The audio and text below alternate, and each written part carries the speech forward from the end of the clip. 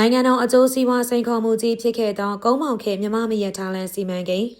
မြန်မာနိုင်ငံရဲ့တမိုင်းစာမျက်နှာတွေကိုပြန်လည်ကြည့်မယ်ဆိုရင်တော့မင်းတုံးမင်းတရားကြီးဟာတိုင်းပြည်ကိုခင်မီတိုးတက်တဲ့နိုင်ငံတော်ကြီးဖြစ်အောင်လို့နီလန်ပေါင်းစုံနဲ့ကြိုးပမ်းခဲ့တယ်ဆိုတာတွေ့ရပါလိမ့်မယ်။အဲ့ဒီတရားမှလူတီနေလာတဲ့တမိုင်းကွက်လက်တစ်ခုကတော့မရထားလန်စီမံကိန်းပါပဲ။ထူးခြားတာကအင်္ဂလိပ်တို့ကအောက်မြန်မာနိုင်ငံမှာရန်ကုန်ပြည်လန်းကိုဖောက်လို့ရသေးခင်မှာနှစ်လို့1885ခုနှစ်မှာတင်အထက်မြန်မာနိုင်ငံမှာမီရထားပြေးဆွဲဖို့စတင်ကြံစည်ခဲ့တာဖြစ်ပါတယ်။တက္ကီရဲ့1938ခုနှစ်မှာမင်းတုံးမင်းတရားကြီးရဲ့ကိုယ်စားလှယ်ဖြစ်ကင်းဝင်မင်းကြီးဦးကောင်းဟာအီတလီနိုင်ငံ JD Rally ကုမ္ပဏီနဲ့တွေ့ဆုံဆွေးနွေးခဲ့ပါတယ်။စီမံကိန်းရဲ့အဓိကအရွယ်ချက်ကတော့အင်္ဂလိပ်ပိုင်နက်နဲ့နေကြားဖြစ်တဲ့မြေထဲမြို့ကနေနေပြည်တော်မန္တလေးထိမီရထားလမ်းဖောက်လုပ်ဖို့ပါပဲ။ကုမ္ပဏီဘက်ကကုန်ကြစီအားလုံးကိုစိုက်ထုတ်အကုန်ကြခံမှာဖြစ်ပြီးစာချုပ်ချုပ်ပြီးတော့9နှစ်အတွင်းမှာအပိသက်ပေးမယ်လို့အာမခံခဲ့ပါတယ်။ဒါပေမဲ့ဒီစီမံကိန်းနောက်ွယ်မှာကုမ္ပဏီဘက်ကတောင်းဆိုတဲ့ချက်လက်တွေကတော့တော်တော်လေးကိုပြင်းထန်လာတာပါ။မီရထားလမ်းဖောက်ခါဖြစ်တဲ့အီတလီကုမ္ပဏီကိုအောက်ပါခွင့်ရေးတွေပေးရမယ်လို့ညှိနှိုင်းခဲ့ပါတယ်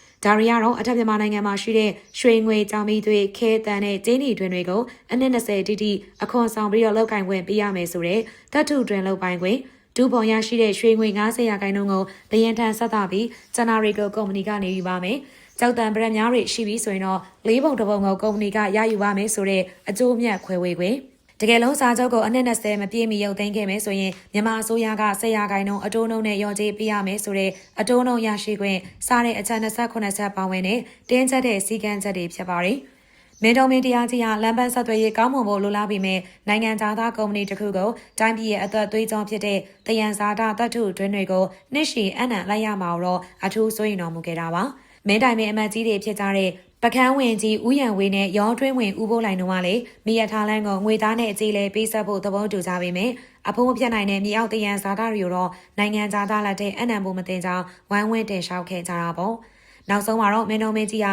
နောင်ရိပ်ကိုမျှော်တွေးပြီးအီတလီကုမ္ပဏီနဲ့ချုပ်ဆိုမဲ့မီရထားလန်းစီမံကိန်းအစီအစဉ်အားလုံးကိုဖျက်သိမ်းပစ်ခဲ့ပါတော့တယ်။ဒါကြောင့်ကုန်းမောင်ခေရဲ့ပထမဦးဆုံးသောမီရထားစီမံကိန်းဟာစာချုပ်အဆင့်မှာရပ်တန့်သွားခဲ့ရတာပါ။ဒါကြောင့်ဒီဖြစ်ရပ်ကိုသုံးသပ်ကြည့်မယ်ဆိုရင်တော့မြန်မာမင်းတွေရဲ့တိုးတက်လို့စိတ်နဲ့အတူမိမိနိုင်ငံရဲ့တယံဇာတာအချုပ်ချာအာဏာတွေကိုကာကွယ်လိုတဲ့စိတ်ဓာတ်တွေကိုပြသလို့နေတာပါတကယ်လို့သာအဲဒီတုန်းကဒီစီမံကိန်းအကောင့်ထဲပေါ်ခဲ့မယ်ဆိုရင်တော့မြမမီရထားသမိုင်းဟာအခုထပ်ပုံမစောစီးစွာစတင်ခဲ့မှာဖြစ်ပြီးမြဲတစ်ဖက်မှာလည်းတိုင်းပြည်ရဲ့ရတနာတိုက်တွေဆုံရှုံသွားနိုင်တဲ့အခြေအနေမှာရှိလို့နေပါတယ်ဒါကြောင့်နောက်လူတွေအနေနဲ့သမိုင်းကိုဖတ်တဲ့အခါမှာမိမိတို့မမိန်လိုက်တဲ့ရှင်ဘရင်တွေရှေးလူကြီးတွေရဲ့အားနည်းချက်လွဲချော်ချက်တွေကိုပဲမေကွန်လိုက်ထုတ်ပြီးအပြစ်မြင်နေမယ်စားပညာရေးအားနည်းနေတဲ့အဲ့ဒီခေတ်ထဲမှာဘရင်နဲ့တကွမူမတ်ပြည်သူတွေကမိမိတို့ရဲ့တိုင်းပြည်နဲ့တယံဇာတာတိုးတက်ရေးတွေကိုအသက်နဲ့လဲကာကွယ်ခဲ့ကြောင်းသတိထားချီးကျူးတင်ပါတယ်ပရိသတ်ကြီးရဲ့ဒီကနေ့ Tribal Channel ကနေတလောင်းနဲ့နှုတ်ဆက်ခွင့်ပြုပါစိတ်ဝင်စားဖွယ်အသေးသေးတော့ကြောင်းရိုင်နဲ့ပြန်လာခဲ့ပါမယ် Like and Share Subscribe ခေါင်းလောင်းလေးနေသွားပါရှင်